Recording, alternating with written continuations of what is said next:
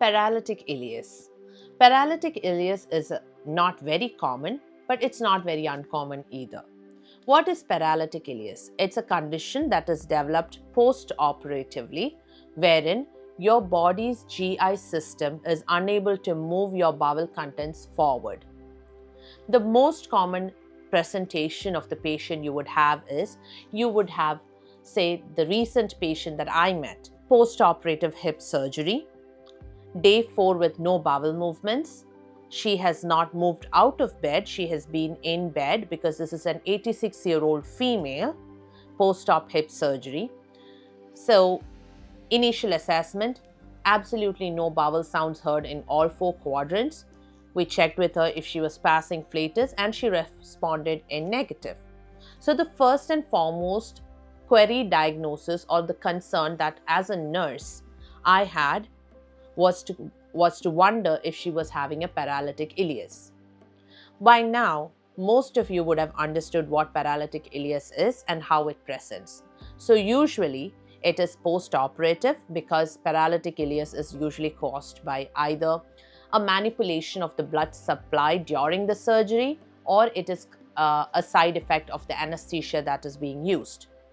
So you would have a patient who presents with the following symptoms. 1, they would have complaints of abdominal distension, not being able to pass stools, not being able to pass flatus, and on physical assessment, you will notice that the person does not have any bowel sounds in all 4 quadrants. And that is when you come to the conclusion that this person might be having paralytic ileus. Paralytic ileus is usually managed conservatively. How are we going to manage it?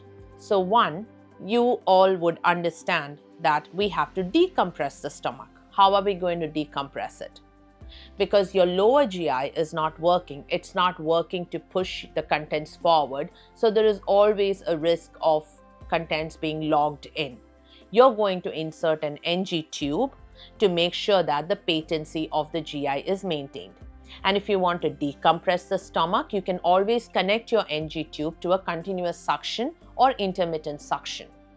The other interventions or management would include, first and foremost, early ambulation.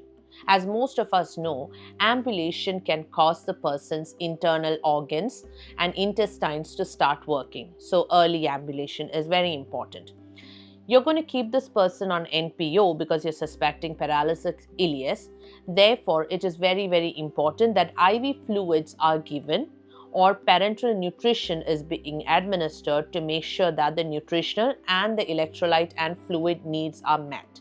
In other words, as nurses, our responsibilities include assessment of the person post-op to monitor for presence of paralytic ileus, making sure that we maintain an intake and output chart, make sure that the IV fluids are being given properly. In addition, you also have to make sure that the person gets adequate physical exercises or physical movements to initiate a bowel movement. And it is very, very important that you keep checking with the person if they have passed flatus before you initiate any feeds. So nil by mouth or NPO status is also maintained unless you're sure that there is no paralytic ileus.